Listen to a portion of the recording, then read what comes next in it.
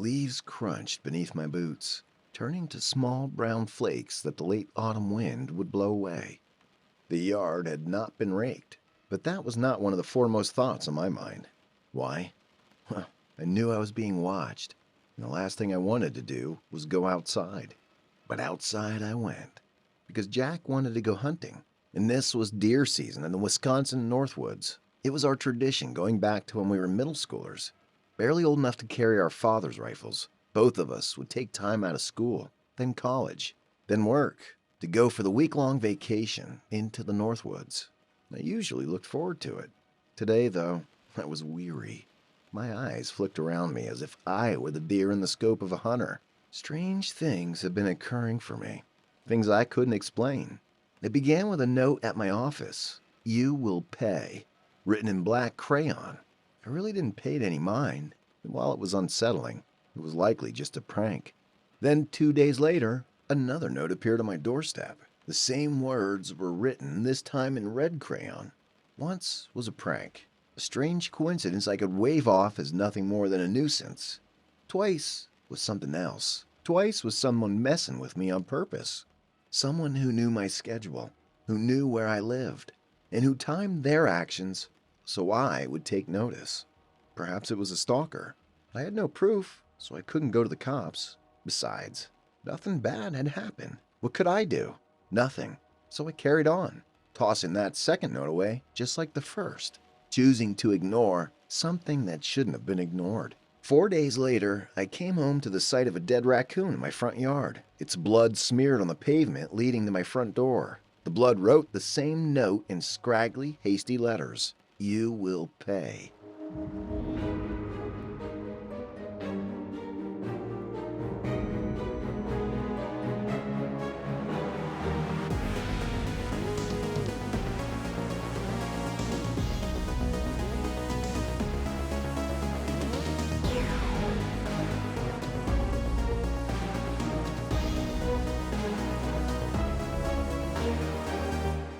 Midnight Stories.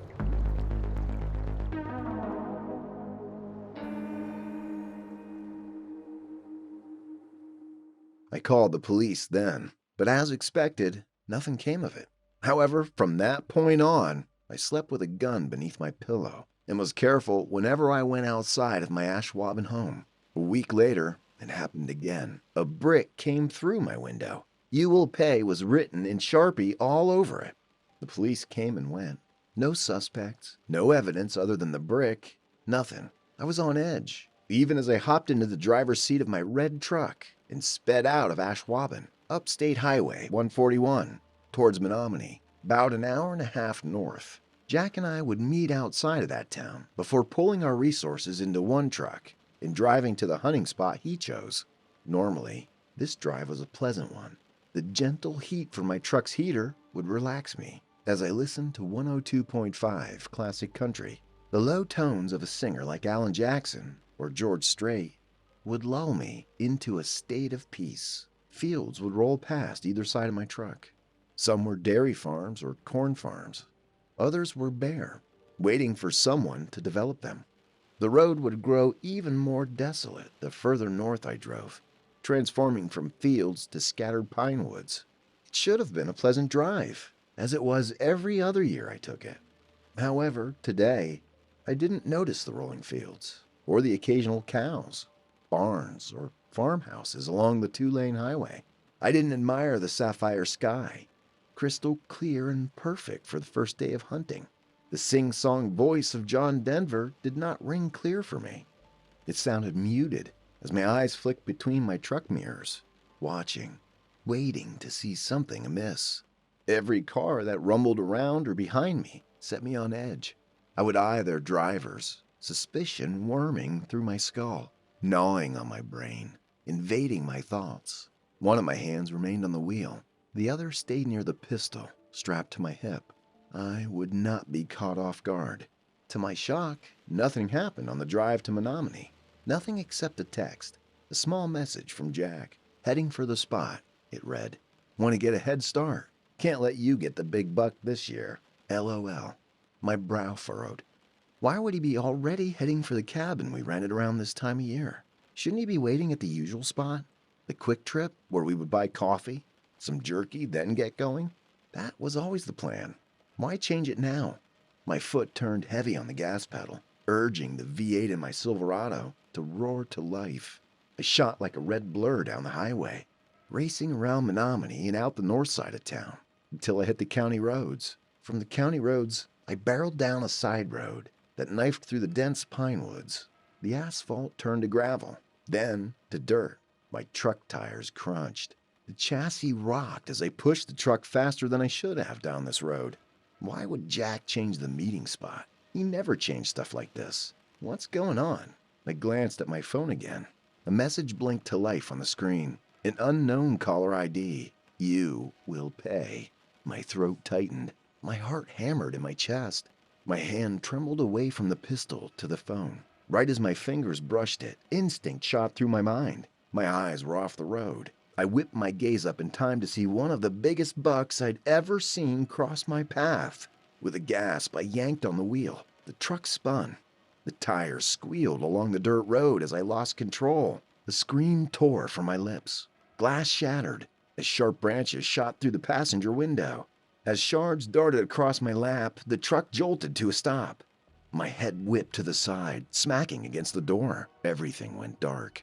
Fog clung to my mind. With every second or millisecond, or perhaps minute that passed, the fog clouding my thoughts faded. Pain replaced it. My body ached. Scrapes and gashes from glass stung, causing my eyes to flutter open. A splitting headache ripped through me, making me squeeze my eyes shut. A long groan spilled from my lips. As I struggled to gather my bearings, I felt the sharp ends of a broken tree branch poking against my left shoulder. Pine needles lay scattered across the cab of my truck, strewn over my feet and lap.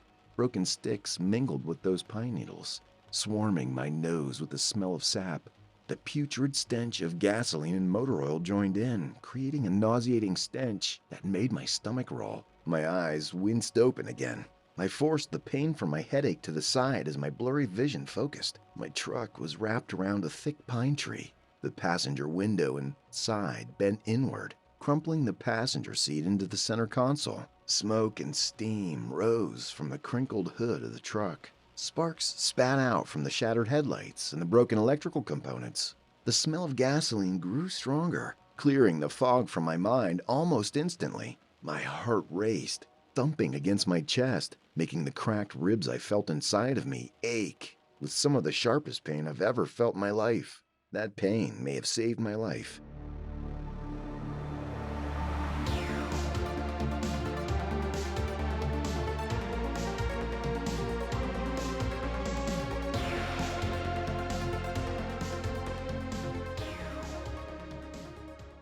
Live electricity and gasoline do not mix. One wayward spark and the entire truck could go up in flames. Add in the hunting ammunition I loaded in the back storage. In this cab was a tinderbox waiting to explode. I scrambled, my hands flying to my seatbelt. The buckle would not let go. I winced and gasped, panic breaths rushing in and out of my lungs. Thinking quickly, I searched for the buck knife I had in the center console. Somehow I managed to pry the thing open. Once I grabbed the knife, I saw it at the seatbelt. The stench of gasoline warped into a burning smell that I instantly recognized. My pulse quickened. My vision sharpened. Every sense worked into overdrive as my body's survival instincts kicked into high gear.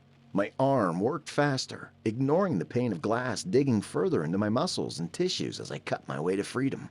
With one last sharp saw, the belt snapped away, grazing against my cheek and lashing my jaw with a sharp, stinging bruise. I gasped, clawed at the driver's side door and shoved it open. That's when I realized my left leg was broken. I flopped to the ground, the most agonizing pain I've ever felt ripping through my body. It felt like a hot iron was poking through the muscles and shattered bones in my leg, scorching every nerve and rendering me motionless. I lay in a puddle of leaking motor oil and car fluid, dazed and confused, spots swarming my vision. Then, with all the strength I could muster, I rolled over and crawled, ferns and weeds brushing against the many gashes and bruises I had. My hands clawed at the wet soil, digging it in between my fingernails. I got maybe 10 feet away from the truck, then heat washed over my entire body. I froze, bracing myself against the dirt. With a trembling gaze, I glanced over my shoulder. Flames engulfed my red Silverado, melting the seats inside and licking dangerously close to my hunting rifle and ammunition. Adrenaline shot through my veins. I scrambled to my feet, hissing and yelping as my broken leg throbbed. I hobbled forward a few steps, managing to reach a wide oak tree. Once I threw myself behind the trunk, a catastrophic boom tore the air asunder. My eardrums popped. Stars and spots flooded my eyes once again. Heat washed over the tree trunk, making me shrink behind it. Bits of metal pinged off the wood like small bits of hail during a terrible thunderstorm. I threw my arms over my head as my body lost its balance, crumbling to the mossy ground, enclosed by gnarled roots. The boom faded. My ears rang. I couldn't hear the sound of the forest anymore. The birds did not chirp for me. Leaves did not rustle in the autumn wind. The only thing I heard was the incessant ringing in my ears, then silence.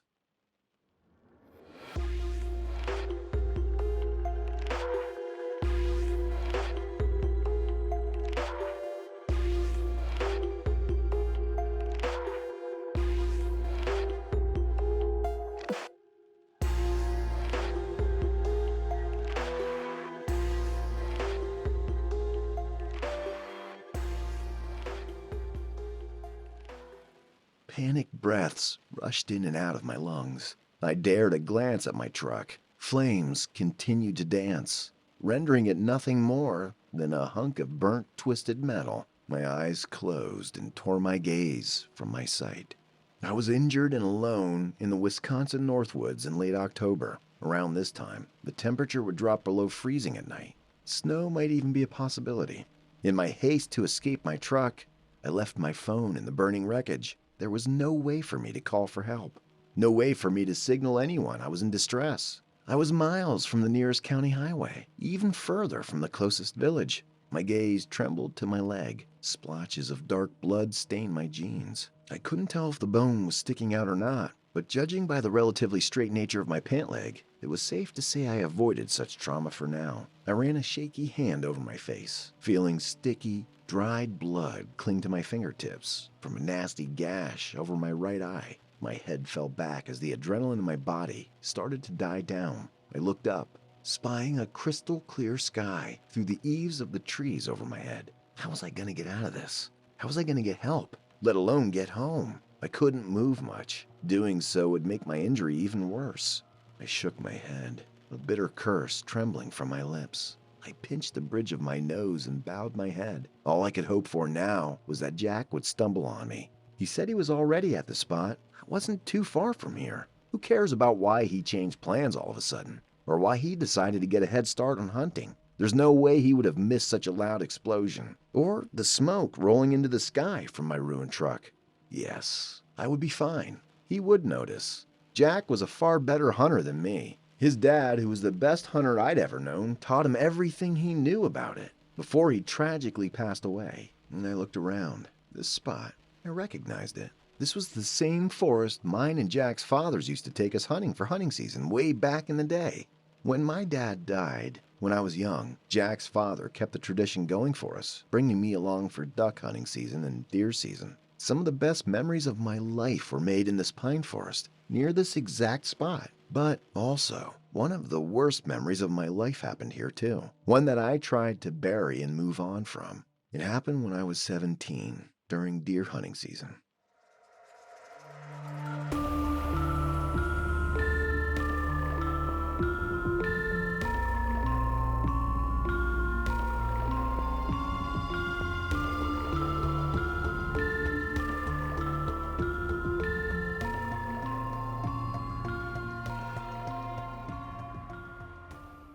Jack, his father, and I were near this trail, working our way toward a prime spot to set up and overwatch. Jack volunteered to move ahead and see if the area was dry. Jack's father warned him about the bears in the area, but allowed him to go ahead, urging him to be careful. I stayed with Jack's father. Minutes turned hours, and the older man had grown concerned.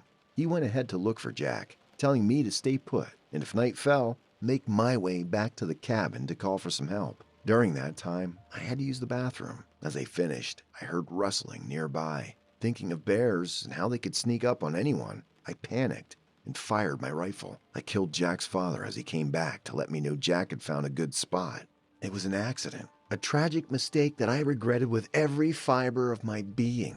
Jack forgave me, understanding that I never meant to do it, but I didn't miss the look of pure agony and hurt in his eyes that day, or in the immediate aftermath. However, years dulled the wounds, and he eventually reinstalled the hunting tradition we both enjoyed. Even more years of therapy helped me move on from the guilt I felt from the accident. However, seeing this spot again made me grimace and my heart ache. This had to be one of the sickest coincidences the universe could have thrown at me. Exhaustion swarmed my body as the adrenaline died away. My senses slowly returned, magnifying every ache and pain. Smoke stung my eyes and nostrils as the gasoline and oil that had been in my truck burned off, taking the flames fuel, leaving the truck a smoldering mess. All I could do was wait. All I can do was endure agonizing hours of nothing as I hoped, prayed that Jack would find me. He always carried a first aid kit with him. He'd be able to at least trust my injuries, then help me get to the nearest clinic in Menominee. I thought it wouldn't take long, but minutes turned to hours. The sun lumbered through the sky until the bright disk faded. Sunset had come, but no help arrived. The temperature began to plummet. I shivered, my breath misting in front of my face. I'd lost all feeling in my broken leg. My toes and my heavy boots were getting cold. My fingertips were numb. My cheeks stung from the cold. My weariness grew worse, to the point where I struggled to keep my eyes open. However, if I closed them, if I let sleep claim me, then I would be dead. Wisconsin may be a sleepy area of the country, but the North Woods were deadly in late fall and winter. My body could only endure so much. My heavy eyelids began to close. Right as sleep was about to claim me, though, I heard something on the wind, a sharp whistle, growing louder. A hard thunk hit the tree just above my head. My eyes snapped wide open. A shaky breath left my lips. I looked up, my head trembling. An arrow wavered to and fro. Attached to the arrow was a note. With trembling hands, I grabbed it and brought it close to my eyes. "You will pay." My hands trembled. The note shook like a freshly fallen leaf as I stared at the blocky letters written in bold, permanent ink. My throat was tight. I whipped my eyes around, my heart racing, all thoughts of sleep vanishing. Someone followed me to this spot. Someone wanted me to be immobilized here. Someone wanted me to be stuck in the same spot where my best friend's father died. My mouth was dry. With great effort, I forced myself to my feet. As soon as I moved, leaves rustled nearby. Adrenaline pumped through me again. I tried to run, but my broken leg kept me from moving fast. It dragged along the ground, an irremovable crutch that kept me from fleeing. I slipped around the burnt husk of my car. Another whistle shrieked through the air, and an arrow skipped against the bed. I ducked behind it, feeling the cracked, hot metal through my coat as I pressed my back against it. Melted rubber fused my pants from the tires, but I didn't care. Someone had followed me here. Now that same someone was hunting me. But who? And why? My hand shivered to the pistol I had in my hip. It was a 6-shot revolver, .45 caliber. This thing could stop one hell of a buck in its tracks. Could definitely put a person down. I waited. Leaves crunched as the hunter drew close to my hiding spot. I gritted my teeth, my jaw tensing as I slowly drew my pistol from its holster. The hard grip sat against my calloused fingers. My finger brushed over the trigger. My thumb drew back the hammer. My breathing slowed, then stopped as I waited, straining my hearing. Leaves crunched as the hunter drew closer to my hiding spot. I gritted my teeth, my jaw tensing as I drew my pistol from its holster. The hard grip sat against my calloused fingers. My finger brushed over the trigger. My thumb drew back the hammer. My breathing slowed, then stopped as I waited, straining my hearing. The footsteps stopped. My body shuddered as an icy wind whipped through the trees, moaning like a sorrowful ghost. The hunter had passed. They were waiting for me to emerge, as any good hunter would do. It's what I would do. I would find where one was likely to appear, sit down with some decent cover to disguise my appearance and smell, then wait for one to come into my line of sight. Then I would fire and have a lovely buck to place over my mantle, as well as some delicious venison to enjoy throughout the winter. This was how I was taught to hunt. It was how Jack was taught to hunt. It allowed for the hunter to be calm, to know exactly what was around him, and to never panic at a strange noise. All things I forgot that day, years ago, when I killed Jack's father.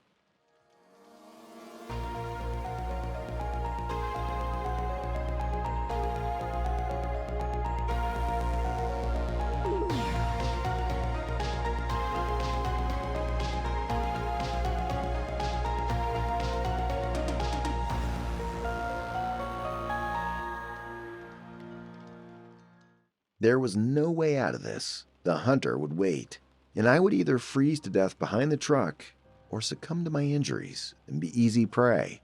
If I ran, I'd be shot with an arrow. That left one option. I looked at the gun. Then I steeled my nerves.